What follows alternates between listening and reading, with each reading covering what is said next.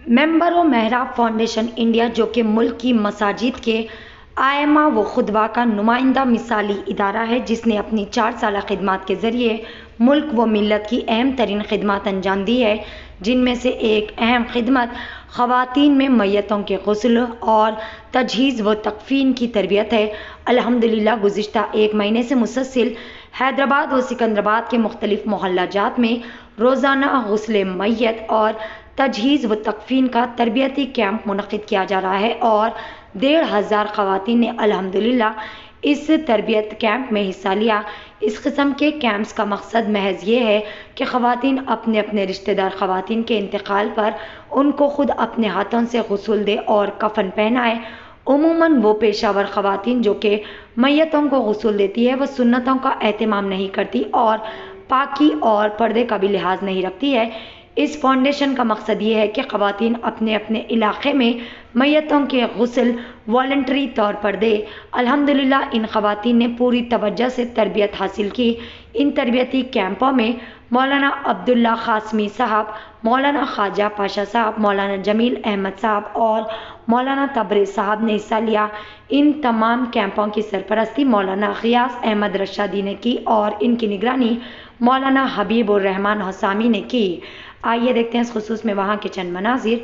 पेश है every times news channel के लिए यह खुसूसी रिपोर्ट। अस्सलामु अलैकुम वरहमतुल्लाहि वबरकातुहू। मैं हूँ ग़ियास अहमद रशादी, बानी व सदर मेंबर मेहराब फाउंडेशन इंडिया। जैसा कि आप जानते हैं कि मेंबर मेहराब फाउंडेशन इंडिया गुज़िश्ता 4-5 साल से मुख्तलिफ़ किस्म की खिदमत अंजाम दे रहा है और मेंबर मेहराब फाउंडेशन इंडिया हिंदुस्तान के अइम्मा और खुतबा का नुमाइंदा मिसाली इदारा है और इससे अल्हम्दुलिल्लाह हिंदुस्तान भर के 10,000 इमाम और ख़तीब जुड़े हुए हैं। और जैसा कि आप जानते हैं कि हिंदुस्तान के जो मौजूदा हालात हैं, इन हालात की रोशनी में मसाजिद में किस किस्म के बयानात होना चाहिए, बर्निंग टॉपिक्स पर बयानात तैयार करके हर चारशंबे की शाम को इन 10,000 इमामों तक पहुँचाया जाता है और वो मस्जिद में जुमा के मौके पर उसी किस्म के खिताबात करते हैं। मेंबर मेहराब फाउंडेशन से एक और काम जो मराकिज़ निस्वान का चलता है, हैदराबाद और सिकंदराबाद के तकरीबन 70 महल्लात में मराकिज़ निस्वान कायम हैं और 70 मकातिब में 1,600 ख़वातीन अल्हम्दुलिल्लाह पढ़ रही हैं, जिनके लिए बाकायदा निसाब मुकर्रर किया गया है। और मौलाना हबीबुर रहमान हसामी साहब इसके मैनेजर हैं और इसके ऑर्गेनाइज़र भी हैं और कोऑर्डिनेटर्स भी हैं और 70 मालिमात इसमें बरसर खिदमत हैं। मेंबर मेहराब फाउंडेशन ने ये सोचा कि जो हमारे हैदराबाद और सिकंदराबाद में ख़वातीन के लिए तजहीज़ व तकफ़ीन की तरबियत की बड़ी ज़रूरत महसूस की जा रही थी। मर्दों में तो उलमा होते हैं, उनकी तजहीज़ व तकफ़ीन और गुस्ल का काम करते हैं और बिलखुसूस औरतों का जब इंतकाल होता है तो बहुत से मरतबा ऐसा होता है कि खुद घर वाले गुस्ल देने के लिए तैयार नहीं होते, खौफ कुछ छाया हुआ होता है, कुछ और चीज़ें भी होती हैं। इसलिए हमने सोचा कि कुछ एक शुरूर इस सिलसिले में बेदार किया जाए और ख़वातीन में गुस्ल देने की तरबियत दी जाए और कफन तजहीज़ व तकफ़ीन का भी निज़ाम वो सीखें, उसकी प्रैक्टिकल तौर पर अमली मश्क उसकी कराई जाए।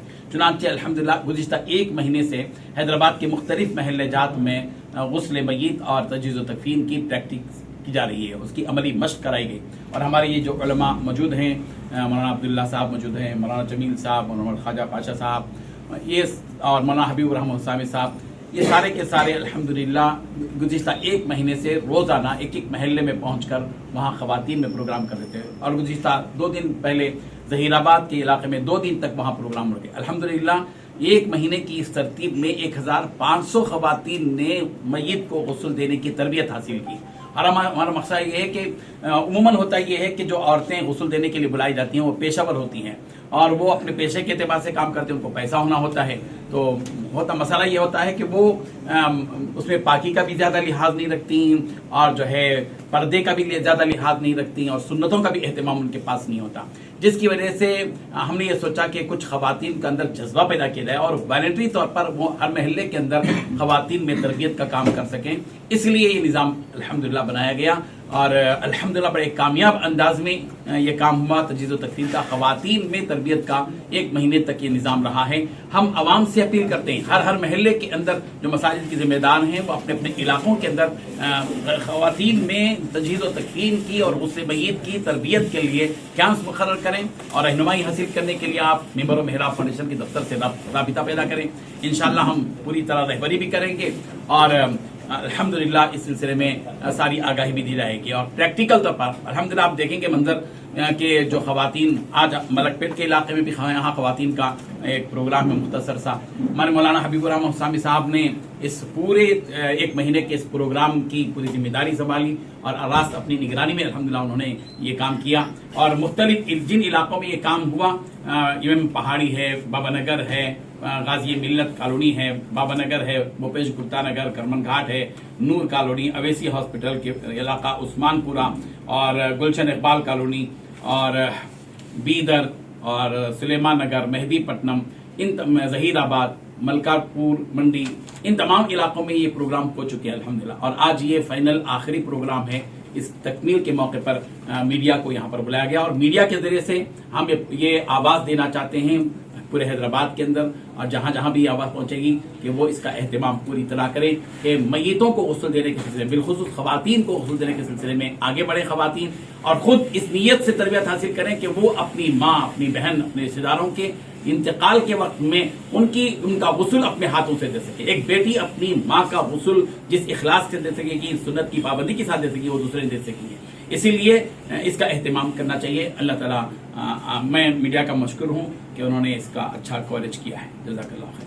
10 लाख रुपए का है, कोई 1 रुपये का भी किसी का बोझ नहीं है। ये जो तरबियत दी गई इसमें भी किसी से कोई फीस नहीं ली गई है, पूरा फ्री है। नंबर है, उस फोन नंबर पर आप राबिता कर सकते हैं। 8142 11111 8142 11111 इस नंबर पर राबिता करें, इंशाअल्लाह रहनुमाई की आपके देने के लिए जब मैयत को यहाँ लाया जाता है, नहलाने से पहले उस तख्त को धो लेना चाहिए और ऊद की धुनी देनी चाहिए। जो ऊद अभी बताए ना, वो ऊद की धुनी नहलाने के तख्ते पे और जिस पे हम कफन पहना रहे हैं उस तख्ते पे और डोले पे, ये तीनों चीजों पे ऊद की धुनी देना चाहिए। जब मैयत को यहाँ ला लिए गुस्ल देने के लिए, तो सबसे पहले उनके जिस्म पे जो चीजें हैं ना, पट्टी वगैरह जो भी बांधी हुई है पैरों के पास, गले के पास, और ये जो नमक की थैली है, ये सारा सामान, नाक में अगर नाक की नट है, अगर हाथ से निकल सक रही तो निकाल लेना है, अगर नहीं निकल रही तो नील कटर के जरिए से इसको भी निकाल देना है। जब सारा सामान निकाल लेंगे तो कपड़े अगर आसानी से उतर जा रहे हैं तो उतार देना चाहिए। अगर उतारने में मुश्किल दुश्वारी पेश आ रही हो तो कैंची की मदद से क्या है, कपड़ों को कतरा जाएगा। इस तरह सतर का ख्याल रखते हुए पहले सीधे हाथ से शुरू करेंगे। पहले बिछाई जाएगी बड़ी चादर, पहले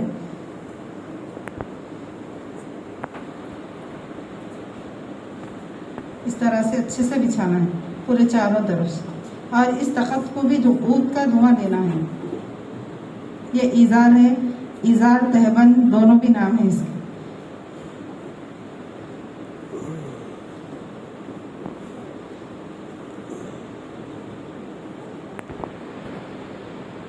ये आसान अल्फाज में हम छोटी चादर भी कह सकते हैं। दोनों में ज्यादा फर्क नहीं होता है, सिर्फ 2-3 इंच का फर्क है।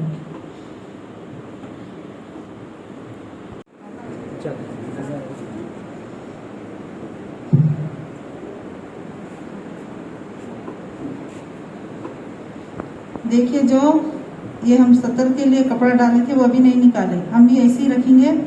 पहले ये जो कुर्ता है ना, इसको गले में से ऊपर ले लेंगे और बाल पूरे बाहर निकाल देंगे। जब ये कुर्ता पूरा सही कर देंगे साफ अच्छे से, तो तब जाके ये जो तहबंद डाले थे ना वो निकालना है, क्योंकि सतरपोशी करना।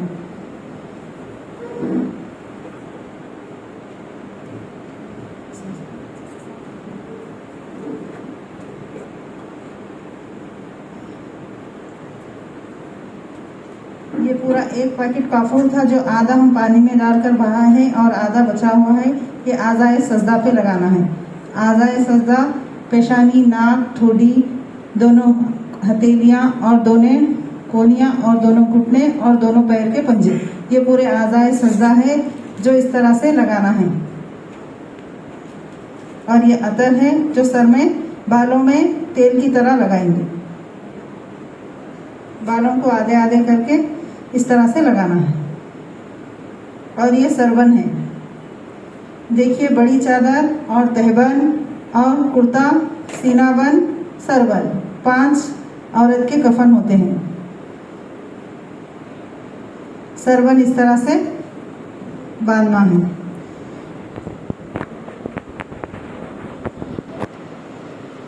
दोनों हिस्से बिल्कुल बराबर रखेंगे और इस तरह से थोड़ा चेहरे को उठा के बालों को इस तरह से इस दुपट्टे में डालकर रखना चाहिए।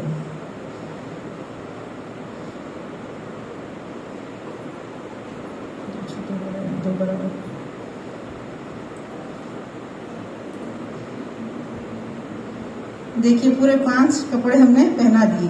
नीचे बड़ी चादर, दूसरा तहबंद, तीसरा सीनाबंद, चौथा कुर्ता, 5वां सरवन। ये पूरे 5 कपड़े हमने पहना दिए। अब इसको किस तरह लपटा जाएगा।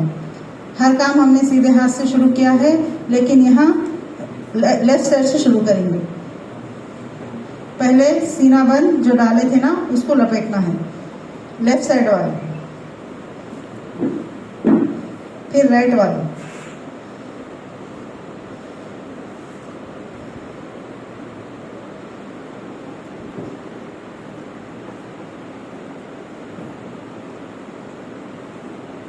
ये तहबंद है, ये भी लेफ्ट वाला, फिर राइट,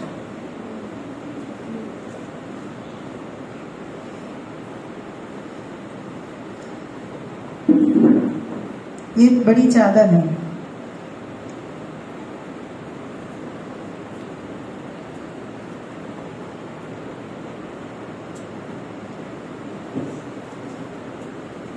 लेफ्ट से इसलिए शुरू करे थे कि जब सबसे आखिरी में जब आएगा तो वो राइट वाला ऊपर की तरफ आएगा, इसीलिए हमने लेफ्ट से शुरू किया था।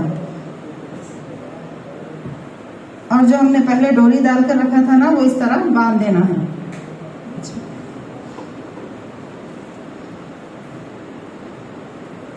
फिर पैरों की तरफ भी इसी तरह से बांध देना है अच्छे से।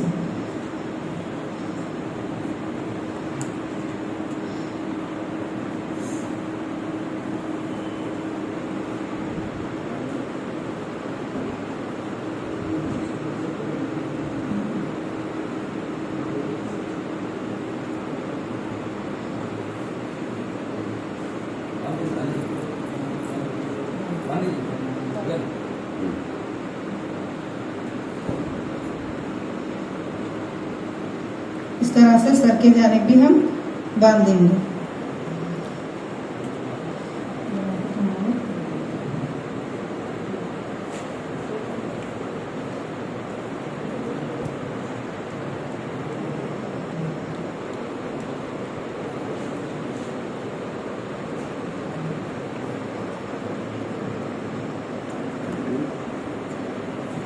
देखिए आपके सामने गुस्ल देने और कफन पहनाने का मुकम्मल तरीका आपके सामने बताया गया है।